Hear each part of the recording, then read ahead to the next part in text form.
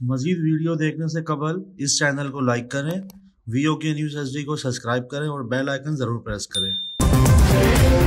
Voice of Karachi news. जी नाज़रीन, अस्सलाम वालेकुम। पाकिस्तान में आपका होस्ट फिदा पाकिस्तानी और आप देख रहे हैं वॉइस ऑफ कराची।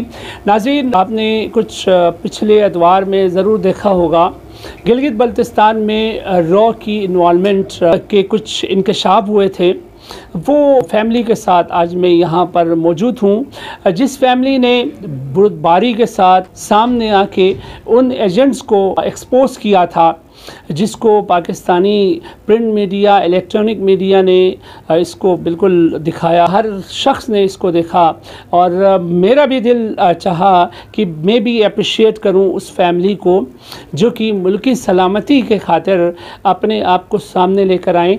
मगर सामने तो ज़रूर लेकर आए हैं और अब इनकी जान को कुछ ख़तरात जो है वो ये महसूस कर रहे हैं, जिसका इजहार ये ख़ुद अपनी ज़बानी करेंगे। इस वक्त मेरे साथ मौजूद हैं हैदर शाह मरहूम की बेवा।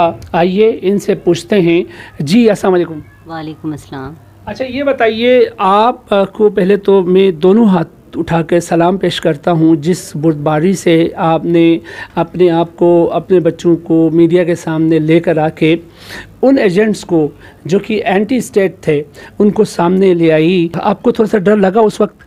अल्हम्दुलिल्लाह मुझे कोई डर नहीं लगा, क्योंकि हमने ऐसा कोई काम किया नहीं। ये मुझे फ़ख्र की बात है कि हमारे बच्चों में इतना सेंस था कि मुल्क की सालमियत के लिए उन्होंने क़ुरबानी दी। और दूसरी बात ये कि सैयद मेहदी शाह रिजवी को उसको हमने स्कॉलरशिप पे इटली भेजा था पढ़ने के लिए। हमें नहीं पता था कि उनके जो एंटी पाकिस्तान जो दुश्मन हैं वो मुल्क के बाहर भी उनके साथ वैसे ही काम करेंगे। मैंने उन्हें बहुत अपना, यानी मैं ख़ुद गवर्नमेंट स्कूल टीचर हूँ। मैंने अच्छा भाभी, एक एक करके इन मामलात को सामने लाएंगे। अच्छा, सबसे पहले ये बताइए, मेहदी शाह की उम्र कितनी है? उनकी उम्र अभी 24 साल पूरी नहीं हुई है। 24 साल की पूरी नहीं हुई। और एजुकेशन क्या है? एजुकेशन उनकी इंटर थी। वो स्कॉलरशिप पे इटली गए थे। अच्छा। बिजनेस एंड इकोनॉमिक्स उनकी एजुकेशन। अच्छा, आप क्या करती हैं? मैं स्कूल टीचर हूँ, गवर्नमेंट स्कूल टीचर हूँ। सही। अच्छा, ये बताइए, जिस तरह से ये जो एंटी स्टेट सामने आए, उन्होंने मेहदी शाह साहब को किस तरह से वर्गलाया और आपको कब पता चल जाता है?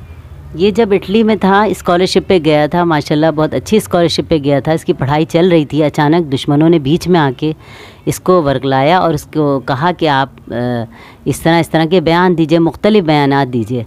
फिर उसके बाद बयानात देने के बाद हम फेसबुक में इतने ऑन नहीं थे, हम लोग भी उसने बयानात दिए होंगे तो सोशल मीडिया पे दिए या किस पे दिए हमें पता नहीं चला। उसके बाद जब ये फ़्रांस आया तो मैंने कहा फ़्रांस में क्यों आए, तो फिर उसने ये बताया कि मैं ये इस तरह किसी ने मुझे धमकी दी। मेहदी शाह साहब जो थे पहले इटली में थे? जी, इटली में थे। एजुकेशन पढ़ रहे थे, उनकी यूनिवर्सिटी थी। अच्छा। वहाँ कैसोन यूनिवर्सिटी में पढ़ रहे थे और स्कॉलरशिप पे गए थे और वो बेहतरीन उसकी एजुकेशन चल रही थी, तो दुश्मनों ने उसे वहाँ पे भी सुकून लेने नहीं दिया।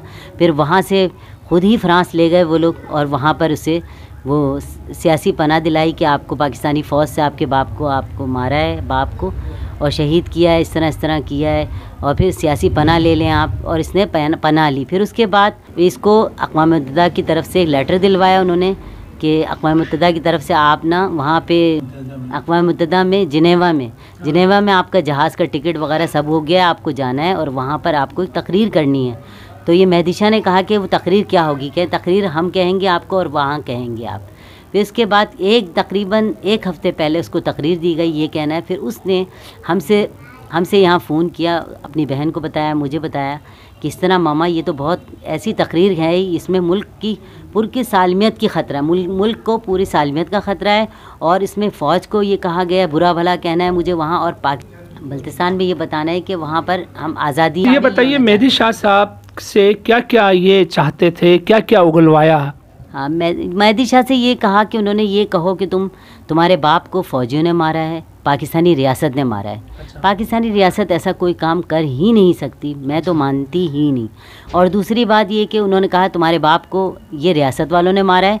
और दूसरा ये कि उन फ़ौज से तुम्हें भी ख़तरा है। अच्छा। और तुम्हें भी ख़तरा है, तुम ये कहो पाकिस्तानी फ़ौज मुझे भी मार देगी क्यों, जैसे मेरे बाप को मारा है। ये उनकी बातों में आ जाते हैं। आने के बाद उनका एक एतराफ़ी बयान आ जाता है, जी मुझे वर्गलाया गया था, न कि मैं ख़ुद चाहता हूँ ये तमाम चीज़ें जो है पाकिस्तान मुखालिफ बयानात देना। तो उन्होंने एक अच्छा काम किया, पूरी कौम ने सराहा, पूरी इलेक्ट्रॉनिक प्रिंट मीडिया ने उसको सामने ले आया। और उसके बाद के हालात कैसे हैं? देखिए, एक तो बात ये हुई कि उसने इतना अच्छा काम किया मगर हमें कहीं से वो नहीं मिला, ख़ास तौर पे हमें गिलगित बल्तिस्तान से तो बिल्कुल ही नहीं मिला। और दूसरी बात है, यहाँ पर भी हमें लोगों ने बहुत ताने दिए कि पाकिस्तानी फ़ौज को उसकी माँ ने उसको भेज दिया, उनके बच्चों को। अच्छा। हैदर शाह के। ये कौन लोग थे? ये मुझे नहीं मालूम, या बल्तिस्तान में और यहाँ पर भी, क्या ये नहीं करना चाहिए था आपको पाकिस्तानी। मैं हमारी तो जाने कुर्बान है पाकिस्तान के लिए। अच्छा, इस बात को थोड़ा सा रिपीट चाहूँगा। अच्छा, वो क्या चाहते थे कि फ़ौज के ख़िलाफ़ बयान दें? हाँ, वो ये चाहते थे कि अक़वाम मुत्तहिदा में जाके मेहदी शाह अपने बाप को, क्योंकि वो हैदर शाह को उन्होंने इंडियन लॉबी को इस तरह वो किया हुआ था कि हैदर शाह को मारा ही हिंदुस्तान, वो पाकिस्तानी फ़ौज ने। वो ये चाहते थे कि ये बोले, बच्चा भी यही बात बोले। अच्छा, ये बताइए, आप ये तमाम तर सूरत हाल से आप कब आगाह होती हैं? मैं जब होती हूँ, जब जब इन्होंने अक़वाम मुत्तहिदा में, जब उन्होंने कहा कि मेहदी शाह आपको तकरीर करनी है, इसने मना कर दिया कि मैं अक़वाम मुत्तहिदा में जाके पाकिस्तान के ख़िलाफ़ इस तरह नहीं कह सकता। फिर वो मेरे पास तकरीबन 1-2 दफ़ा रोया कि मामा इस तरह ये लोग बयान दिलवाना चाहते हैं कि पाकिस्तान के ख़िलाफ़ बोलो। मैं जिस वतन में रहा हूँ, मैंने 14 अगस्त मनाई है हमेशा, मैंने 6 सितंबर मनाई है, मैं क्यों इस मुल्क का मुखालिफ बनूँ? इसके अंदर ख़ुद ही एक जज्बा उठा और ख़ुद ब खुद इस बच्चे ने ये एक्शन खुद ही लिया। अच्छा, फिर आपने सराहा या आपने उनको मशवरा क्या दिया? यकीन करें, इस वक्त कोई सराहने वाला नहीं था, मैं ही इसको चला रही थी। मैंने कहा बिल्कुल बहुत अच्छा किया है आपने, बिल्कुल ही वो नहीं बनना है, मुखालिफ नहीं बनना है। बहुत, और बच्चे के अंदर भी थी, मैं ही उसका हौसला देने वाली उस वक्त, मैं और उसकी बहन थी। अच्छा। ये घर किसका है? देखिए, मैं सबूत तो ये है, हमने हमेशा स्ट्रगल किया है। हम किराए के मकान पे शुरू से रहते थे और आज तक हम किराए के मकान पे रहते हैं। अच्छा, अगर आप बिकती, आपके शोहर मरहूम बिकते, आपका बेटा अगर बिक जाता, मुल्क की सलामती के ख़िलाफ़ कोई भी बात करते, तो आज आप इस तरह के किराए के मकानों में होती? जी नहीं, देखें, आपने बिकने वालों को भी देखा है किस तरह आलीशान तरीके से। हम पाकिस्तान की खातिर हमने हर मुश्किल बर्दाश्त की है शुरू से। यकीन करें, मैं अपने बच्चों को, दोनों बच्चों को, मैंने अपने 23 साल जब मेरी उम्र, सिर्फ़ और सिर्फ बच्चों को अगर मैं उनके हवाले कर देती तो ये एंटी पाकिस्तान के बहुत बड़े लीडर बना देते ये दोनों। इन दोनों बच्चों को मैंने इनके साथ, मैंने अपनी पूरी ज़िंदगी ख़त्म कर दी। अपनी गवर्नमेंट प्राइमरी स्कूल टीचर थी और उसके बाद मैंने आज तक अपने गवर्नमेंट स्कूल टीचर हूँ। मैंने अपने बच्चों को मेहनत से कमा के खिलाया है। हाँ, ये अलग बात है, स्कॉलरशिप मिली इन लोगों को, बच्चे ज़हीन थे और बेटी को भी स्कॉलरशिप मिली, इसको मेडिकल का पढ़ी है यहाँ से, कराची से ही। तो फिर ये अल्लाह का शुक्र है, हमने कभी किसी से नहीं। अच्छा, वहाँ की जो लोकल गवर्नमेंट है, जो कि सियासी हुकूमत है गिलगित बल्तिस्तान की, उन्होंने अब तक एक्शन क्यों नहीं लिया? एक्शन लेने से कासिर क्यों है और आपका मुतालबा क्या होगा? देखिए, वहाँ की सूबाई हुकूमत से मेरा मुतालबा है, क्योंकि हमारे बच्चे की इस काविश को सराहना चाहिए था उनको, उन्होंने सराहा नहीं, और इस इक़दामात करने चाहिए उस पर, और जो इंकिशाफ़ात किए उस पर एक्शन लेना चाहिए था और उसको हौसला अफजाई करनी चाहिए थी बच्चे की।